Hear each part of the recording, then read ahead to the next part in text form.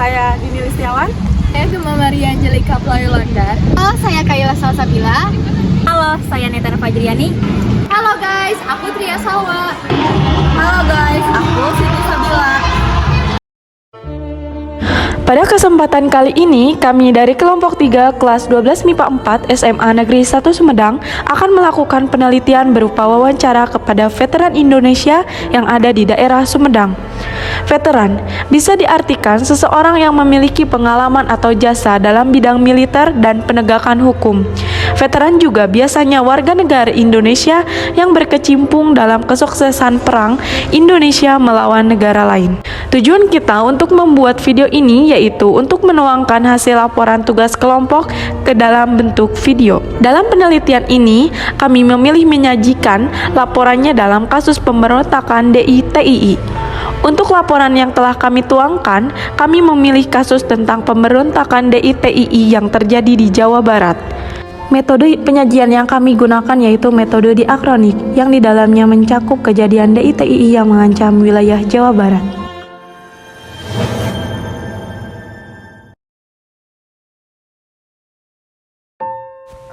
Setelah proklamasi kemerdekaan yang telah diumumkan oleh Soekarno pada tahun 1945, Indonesia belum sepenuhnya merdeka, dikarenakan setelah itu muncul berbagai macam pemberontakan di Indonesia. Pemberontakan ini dipicu oleh berbagai macam faktor, seperti sentimen kedaerahan dan ideologi tertentu. Salah satu pemberontakan yang terjadi yaitu pemberontakan DI-TII. Pemberontakan ini menjadi salah satu pemberontakan yang tersulit yang pernah dihadapi Indonesia. Pasalnya, pemberontakan DI-TII terjadi di beberapa wilayah Indonesia, yaitu Jawa, Kalimantan, Sulawesi, maupun Sumatera. DI merupakan singkatan dari Darul Islam, sedangkan TII singkatan dari Tentara Islam Indonesia. Gerakan Darul Islam DI adalah gerakan politik yang tujuannya mendirikan negara Islam Indonesia. Gerakan DI memiliki pasukan bernama Tentara Islam Indonesia. Jadi, DI-TII merupakan pemberontakan ideologis yang menginginkan perubahan dasar negara sebagai negara Islam. Gerakan Darul Islam ini didirikan pada 7 Agustus 1949 oleh Sekar Maji Marijan Kartosuwiryo. Ia juga berperan sebagai imam dan presiden NII.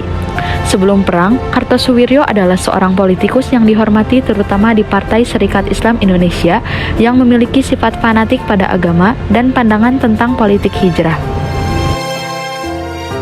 Di Jawa Barat, Sekar Maji Marijan Kartosuwiryo membentuk DI-TII sebagai bentuk protes dan ketidakpuasannya atas persetujuan Renville dengan Belanda yang membuat Indonesia belum mampu sepenuhnya lepas dari penjajahan Belanda.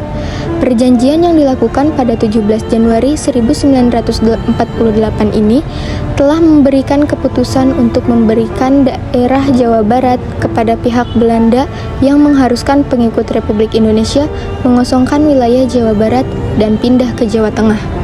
Menurut Kartosuwiryo, ini merupakan pengkhianatan pemerintah Republik Indonesia atas perjuangan rakyat Jawa Barat. Akibat perjanjian ini, Kartosuwiryo bersama kurang lebih 2.000 pengikutnya yang terdiri atas Laskar Hizbullah dan Sabilillah menolak berpindah dan mulai merintis gerakan mendirikan Negara Islam Indonesia atau NII di wilayah Jawa Barat. Di waktu yang bersamaan juga dibentuk Tentara Islam Indonesia atau TII sebagai gerakan perlawanan dari NII. Kronologi pemberontakan DI-TII.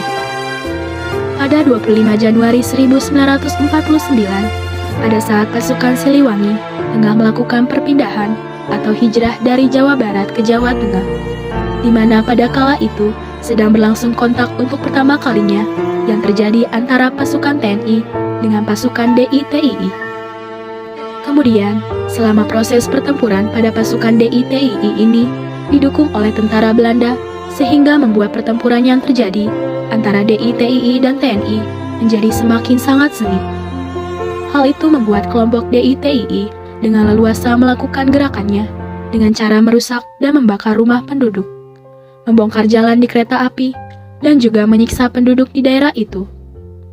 Dengan hadirnya DI-TII ini, menyebabkan suatu penderitaan yang dirasakan oleh semua penduduk di Jawa Barat. Sebab, hampir dari seluruh penduduk tersebut kerap kali mendapatkan teror dari pasukan DITII. Namun, bukan hanya sekedar mengancam semua para warga, akan tetapi para pasukan DITII juga banyak yang merampas harta benda yang menjadi milik dari setiap warga guna mencukupi segala keperluan hidup mereka. Kerusuhan ini terus berlanjut hingga tahun 1961. Jumlah korban semakin banyak dan aksi yang dilayangkan dari pemberontak. Aksi memerangi Darul Islam semakin sulit karena pihak pemberontak berhasil membentuk tentara Islam dan angkatan bersenjata Islam sebagai penjaga keamanan juga senjata utama untuk melawan Indonesia. Pada awal pemerintahan Republik Indonesia berupaya menyelesaikan pemberontakan dengan cara damai dengan membentuk komite yang dipimpin oleh Muhammad Nasir, namun gagal. Maka pada 1958, pemerintah Republik Indonesia mengeluarkan peraturan nomor 59 tahun 1958 tentang penumpasan DITII. Penumpasan DITII dilakukan dengan menurunkan pasukan Kodam Siliwangi di Jawa Barat. Dalam operasi ini, Kodam Siliwangi dibantu pasukan Kodam 7 di Ponorogo, Kodam 8 Brawijaya, dan penduduk yang membentuk pagar betis. Pasukan inti dalam operasi ini adalah Batalion 328 Parakujang 2 Siliwangi. Selain itu, pemerintah juga menetapkan taktik pagar betis dengan menggunakan tenaga rakyat untuk mengepung tempat persembunyian DITII. Adapun Kodam Siliwangi menggerakkan operasi Barayatayuda untuk menumpas gerombolan DITII. Pagar betis merupakan pelibatan masyarakat dalam mempersempit gerakan DITII. Pemberontakan ini pada awalnya sulit untuk dipadamkan dikarenakan beberapa faktor, yaitu adanya semangat jihad, wilayah yang mendukung untuk bergerilya, fokus tentara Indonesia terpecah untuk menghadapi Belanda, sebagian rakyat bersimpati terhadap perjuangan Kartosuwiryo. Setelah perjuangan yang cukup panjang, akhirnya pada 4 Juni 1962, Kartosuwiryo ditangkap dalam keadaan sakit berat di Gunung Geber.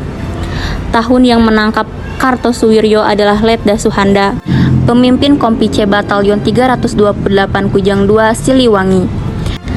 Menurut Cornelis Van Dijk dalam buku Darul Islam Sebuah Pemberontakan, setelah Kartosuwiryo ditangkap, salah seorang putranya, Dede Muhammad Darda, yang menjadi sekretaris ayahnya selama bertahun-tahun, mengeluarkan instruksi atas nama imam dan presiden negara Islam, yang memerintahkan semua anggota Darul Islam yang masih berjuang agar menyerah. Sebagian besar, termasuk salah satunya Komandan Darul Islam penting yang masih bebas, Agus Abdullah, Komandan Divisi ke-1 Jawa dan Madura, mematuhinya dan menyatakan sumpah setia kepada Republik Indonesia pada 1 Agustus 1962.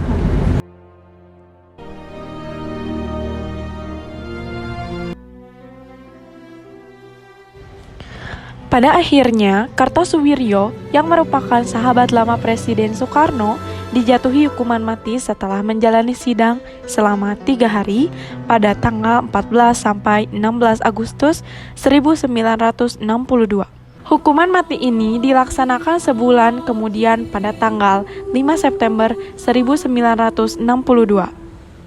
Dengan penangkapan dan pelaksanaan hukuman mati terhadap Kartosuwiryo, berakhirlah pemberontakan Islam yang terorganisasi di Jawa Barat, yang berlangsung lebih dari 10 tahun.